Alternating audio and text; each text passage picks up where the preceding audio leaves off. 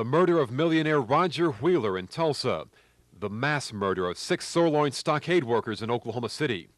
In both cases, police had license tag numbers or partial numbers to possible getaway cars used by the killers. Here's how the system of tracing those numbers works, or sometimes doesn't work. Let's say we're looking for tag XYZ. At most stations, lawmen have access to tag numbers and vehicle registration information through a statewide computer programmed by the Tax Commission. Often the computer return comes up negative, and the Highway Patrol is called on to double-check the findings. If that doesn't work, the Tax Commission is asked to go to their files of microfiche records to see if information on XYZ turns up. By this time, lawmen are upset that the process is taking so long, fearing that the getaway car is doing just that, getting away. We work with all law enforcement agencies, whether it's the FBI, OSBI, DPS, local police departments. We work with them. Are their demands sometime hard to fulfill? Well, they're only hard to fulfill if we can't find the record. Continuing the search for the tag information, the Tax Commission may call on the agent who issued the tag. But if the tag is affixed to a car that has been bought or sold recently, as many as 8 or 9 other agents may have to be contacted to get that information about XYZ. Let's recap the tracing of tag XYZ. Local police kick off the search at the crime scene by asking their station to run a computer check on the tag. If that proves ineffective, the Highway Patrol is called on to double-check the computer results. If that also proves negative, the Tax Commission is called on to check their files and microfiche records. The Tax Commission may finally call on the agent who last handled tag XYZ. If information on XYZ is not available from any of those sources, then it's probably in this warehouse somewhere. The state uses this warehouse to store old documents and information. The only problem, as you might imagine, is sorting through all of this to find the information. And that's the point. Lawmen need that information immediately. Unfortunately, the system is not designed that way. Larry Audis, Action 4.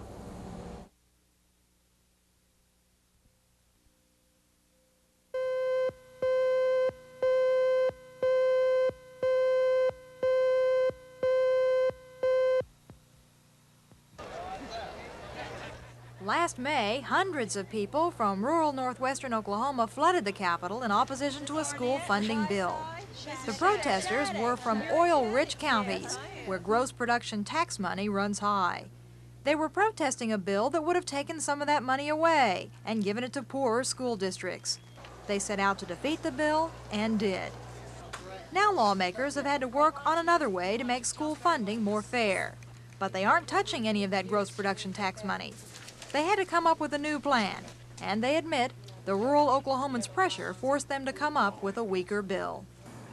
The legislature, you know, is crisis-oriented, and when rural Oklahoma, western Oklahoma came to see us, it was definitely a crisis. I don't know if the legislators saw the light or felt the heat. I think, yes, the lobbying, the coming up here, talking to other legislators, they could see at the same time that their problems might end up being the same as what the northwestern Oklahoma perceived their problems to be. The bill lawmakers are working on now is certainly not as controversial as the one they were working on before. Tomorrow, lawmakers take up another hot item, teachers' salaries. They'll have to decide whether to give a $1,600 across-the-board raise or base the raise according to years of experience. If we fully fund the $1,600 teacher salary increase, and we'll make that decision tomorrow, that would amount to approximately $113.4 million over last year. We'll be able to use approximately $3 million that was appropriated last year. So in terms of new money, actually this year we'll be talking anywhere in the neighborhood of $110 to $111 million. In the meantime, the progress made here today and tomorrow will be beneficial to lawmakers who come back here exactly 1 week from today after a 2-week recess. The school funding bill had been holding them up, but if all the controversy has been taken out of it, chances are it will pass. Bella Shaw, Action 4 at the State Capitol.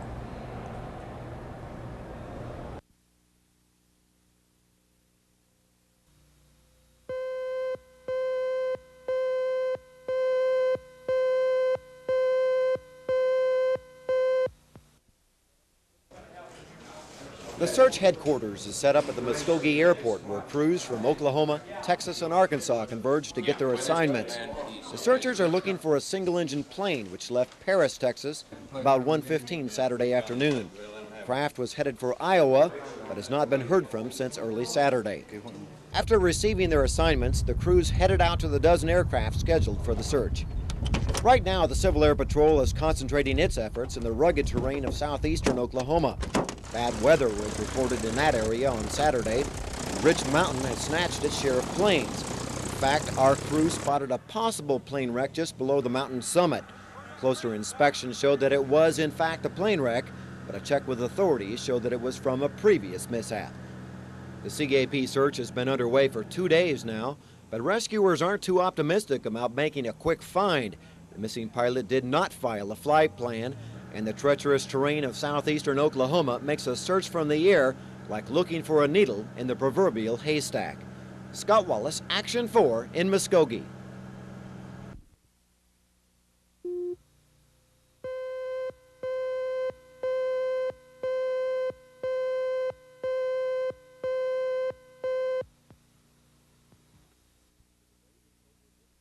The debate is over this book, the Bible.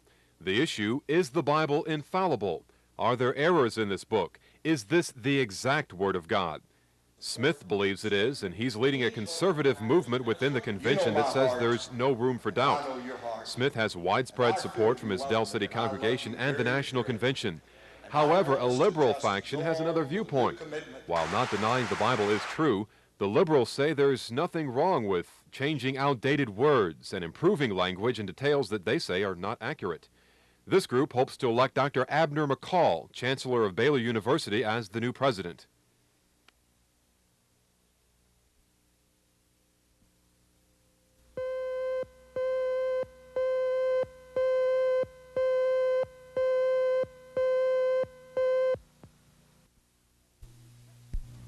It was at yesterday's City Council meeting that a number of citizens complained about the way Sandy Saunders runs the state fair.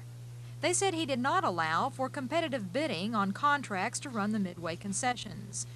One man, Roger Hembry, who had been operating a cafeteria for a Putnam City church, said his operation was forced to do business and buy its food from only one company. And he said there's only one reason he can think of why that would be the case.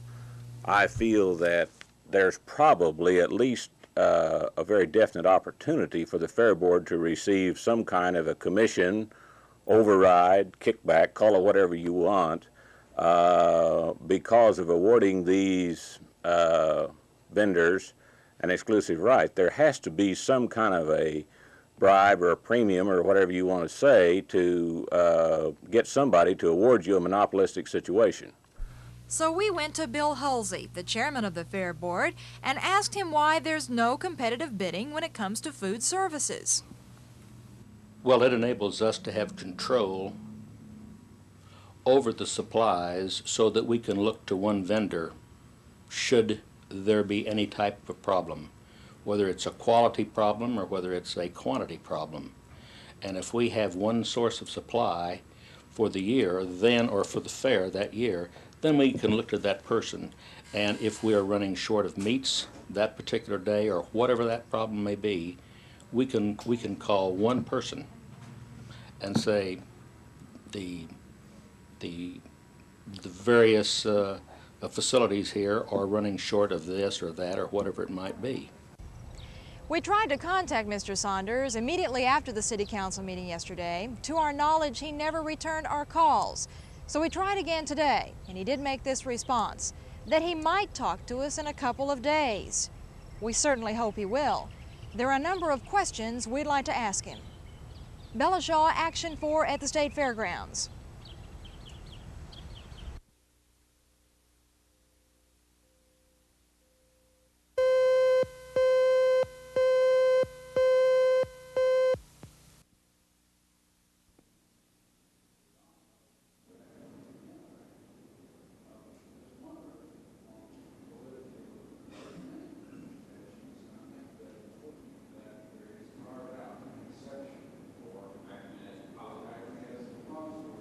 It's going to mean that the trusts may not enter into banking arrangements with trustees who also serve the trusts, the same trusts.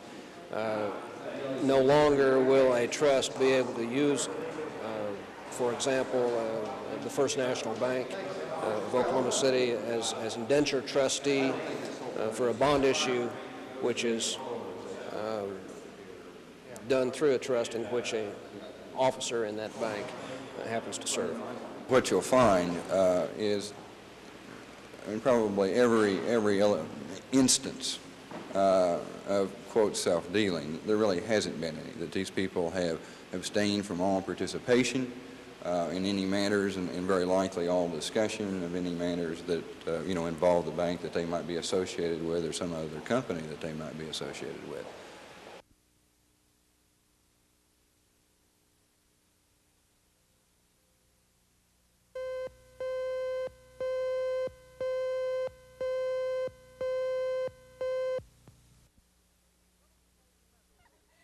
Some of you may remember those cute, dedicated, mini-skirted girls 10 to 20 years ago who gamely pushed a frozen football crowd into a frenzy with spirited motion and scanty clothing.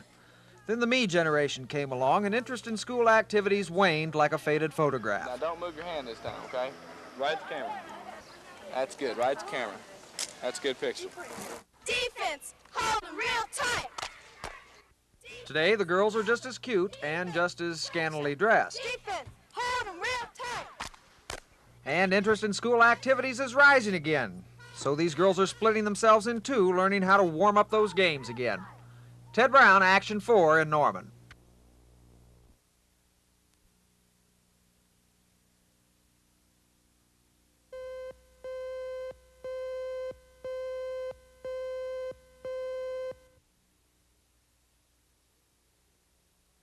On May 26th, Dean Myers achieved his goal. He graduated from Harrah High School. Some had told him he would not, because he was dying of cancer. But Dean wanted to graduate, and by doing so, he became an inspiration to his classmates and other Harrah residents.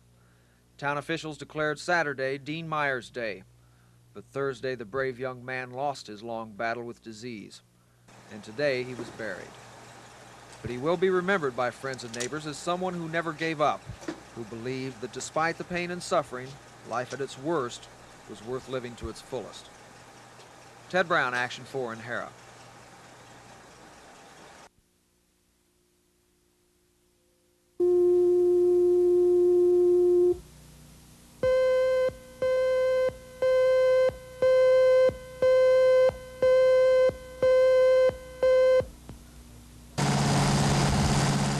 The first fire broke out in the arcade of the Springlake amusement park around 1 o'clock this morning. When firefighters arrived, the two-story building was completely engulfed in flames. The blaze quickly went to 2 alarms as 4 dozen firemen tried to contain the inferno. It was obvious the structure would be lost, so the firefighters decided to play it safe. I don't want anybody here. Back road out here. The fire crews were about to contain the Springlake blaze when another call came in. This time, a vacant building at 6th and Broadway was burning out of control. The Broadway fire quickly jumped to 2 and then 3 alarms as some of the same firemen arrived to do battle with the wind-whipped flames. Like the Springlake fire, no lives were in danger, so the fire department decided to surround and contain the blaze without risking injury.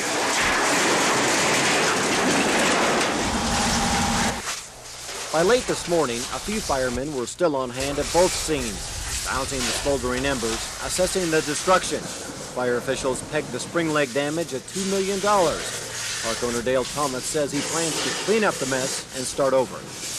We plan on doing some expansion in the park. We was going to go out in the parking lot and do it. But now we got this, so we'll probably utilize it. The damage to the Broadway building has been set at $100,000. Now that firemen have put both blazes out, it's up to local arson investigators to try to figure out just how both fires got started in the first place. Scott Wallace, Action 4, downtown Oklahoma City.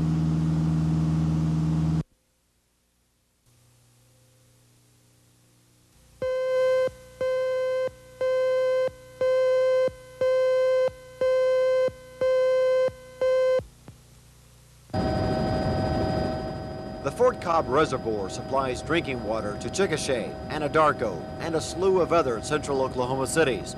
The lake is also a haven for swimmers and boaters, but the reservoir is choked by a tenacious water weed. So the Bureau of Reclamation wants to get rid of the pesky weed by dumping the herbicide 2,4-D into the lake. That proposal has a number of Chickasha residents up in arms. They're worried about the long-term effects of exposure to 2,4-D. The chemical was supposed to have been dumped into Fort Cobb Lake beginning Wednesday, but word reached the unhappy residents early this evening that their Congressman Dave McCurdy had helped postpone that dumping. McCurdy set up a meeting between the residents and government officials. We're very eager to finally sit down with these people and exchange our views. We've been trying for some time to get in touch with them and simply hadn't been able to put together a meeting. We hope that reasonable people can sit down together, discuss this problem one with another, and maybe come up with some kind of resolution that will be acceptable to both sides. We should have a toast to this little girl who's here, because that's what this whole thing is about. Absolutely. That's right. You know, it's to life. So let's drink the water. L'chaim. To life. Tonight's news called for a toast. Many area residents will be saving their cheers until after their meeting with government officials. And they'll try to convince those officials to make the temporary postponement permanent. Scott Wallace, Action 4, Chickasha. There, take your buddy. Give your buddy a drink.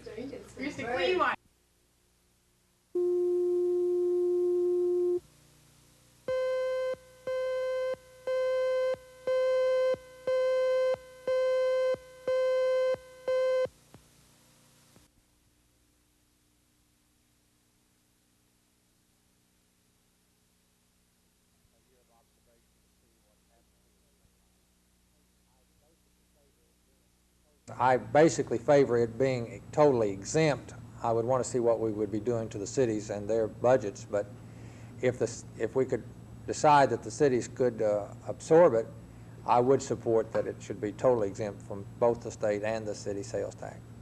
As you recall, on the elimination of the sales tax on residential utilities, we didn't touch what the cities do. We didn't.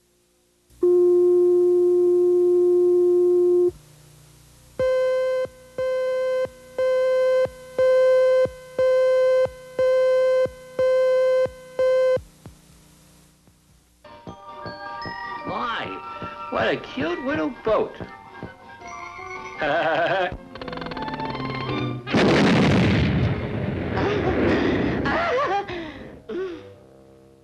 NBC's Daffy Duck program ranked in the top 10 most violent children's shows in the Coalition for Better Television's quarterly survey.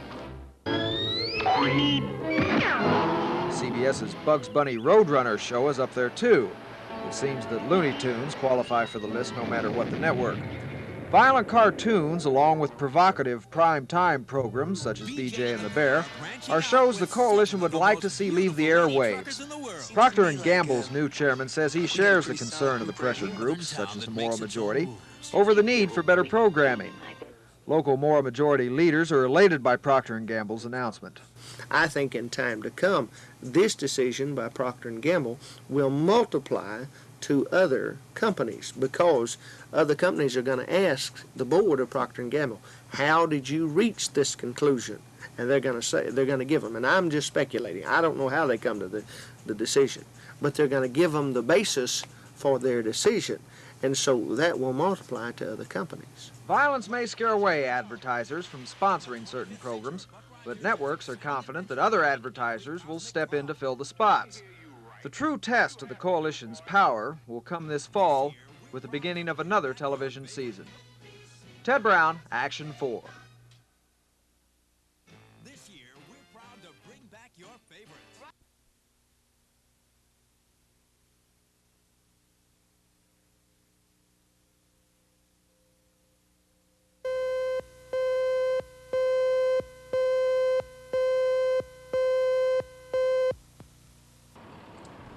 These men are part of the city's non-uniform workforce. They, along with about 1,000 other city employees, will vote next Thursday on a tentative work contract with Oklahoma City. The most important item proposed is the 54 cents per hour increase for all employees, represented by the Oklahoma City Public Employees Union. That raise comes to about $93.96 a month for the average wage earner. And why a 54-cent raise for everyone instead of a percentage increase? We negotiate for our cents per hour across the board so that all employees are treated the same, where if you go a percentage increase, the high-paid employees get more money than the low-paid. This way, everybody's getting 54 cents an hour. Everyone's paying the same amount for a loaf of bread, and they're going to get the same raise. Other proposals in the contract include the day before Christmas as a holiday instead of the day after, a new grievance process to sit down with management and talk out problems, and 22 cents a mile will be paid to employees who use their personal cars for city business. If the union approves the contract, it then goes to the City Council for its consideration. Ed Stewart, Action 4, downtown Oklahoma City.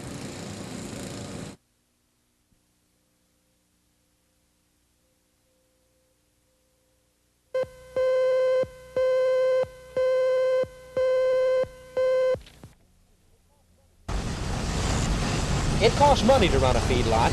Machinery is a necessity. And of course, men are needed to operate the machinery. Cattle have to be fed on a daily basis. The feed is mixed to meet feedlot standards. Just as it costs money to run a feedlot, it costs money to feed cattle. And for cattle feeders, things haven't been too profitable. In fact, for some cattlemen, it hasn't been profitable at all. The cost of feeding cattle continues to rise. The live cattle market, well, it's down. Cattlemen are feeling the squeeze. One feedlot operator near Ada says he doesn't see how cattle feeders can continue to fight this battle. It was rough last year on account of the droughts, and especially through this part of the country. And but a few people made money on cattle last year. Now this year it hasn't been that way. Most all of them lost money. Reeves says the market looks like it's going to improve. However, he points out that live cattle are going to have to sell for about $70 to $78 a 100 pounds in order for feeders to make any kind of profit. Ben McCain, Action 4, near Ada.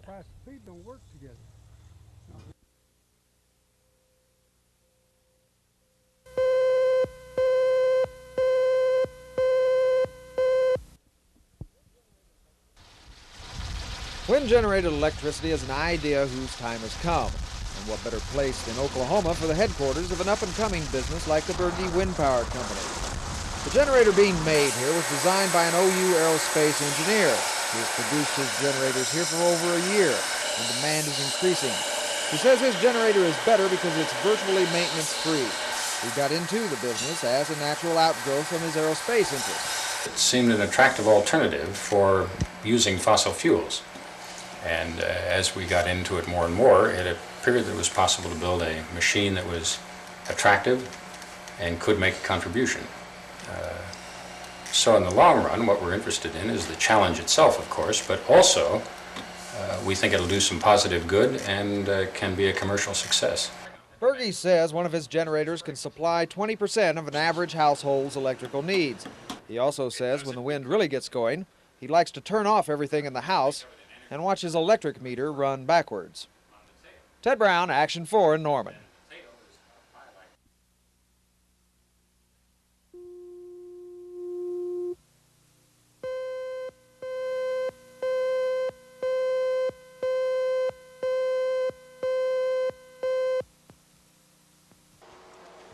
It was 3 months ago that local air traffic controllers were walking picket lines at Will Rogers World Airport.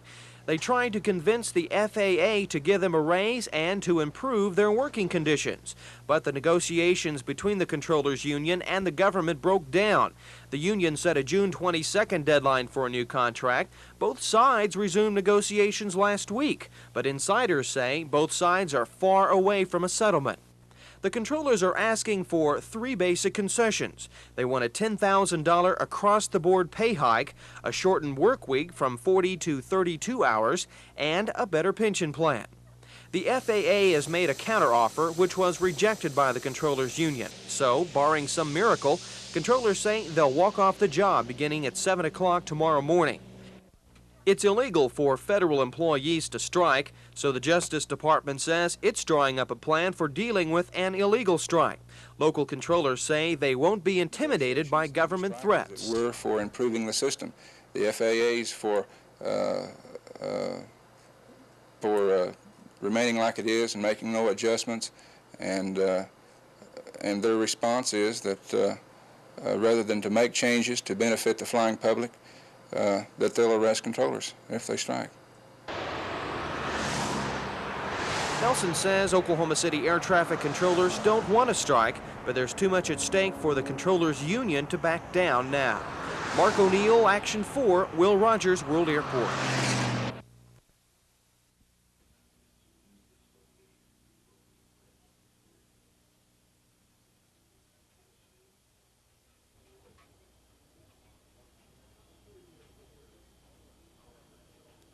Skipworth is the owner of the Cattle Material and Equipment Company. He is charged with 26 counts of kickback schemes involving county commissioners in 2 Oklahoma counties, in addition to tax evasion and mail fraud. One of the prosecution's main witnesses is Dorothy Griffin of Griffin Lumber in Ferris, Oklahoma.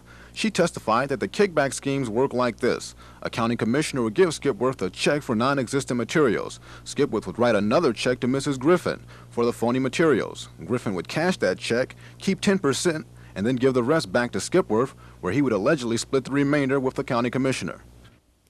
Another government witness was Max Morrell of the United Bank of Oklahoma. He told the jury his bank has cashed thousands of dollars in checks written by Skipworth to Mrs. Griffin for years.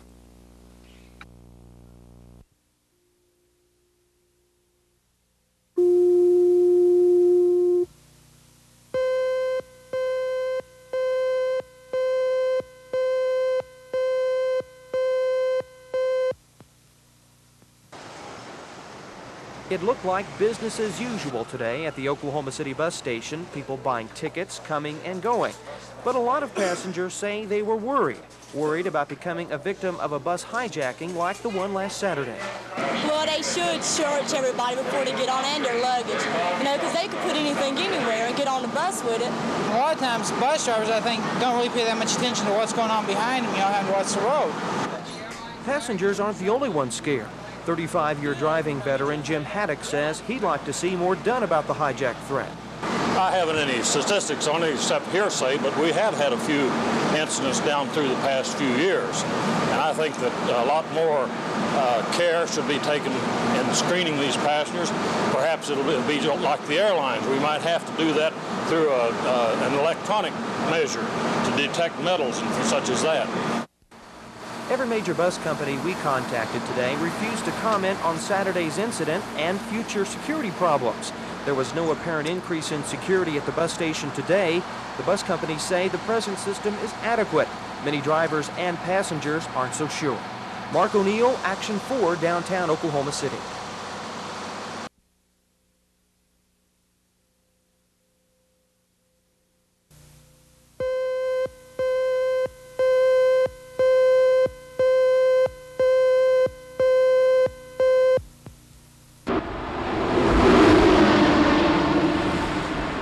Interstate 40 just a few miles west of Oklahoma City. Years ago, before I-40 was built, it took several hours to drive from Oklahoma City to Amarillo. Now on this interstate, it only takes 4 hours. In June 1956, President Eisenhower signed the law to fund the interstate system. It was the biggest public works project in history. People like James Rhodes are extremely thankful for the interstate system. The Dothan, Alabama truck driver has been hauling freight across the United States for 33 years. I started back when there wasn't any such thing as a freeway or interstate. Had all 2-lane roads, a lot of dirt roads.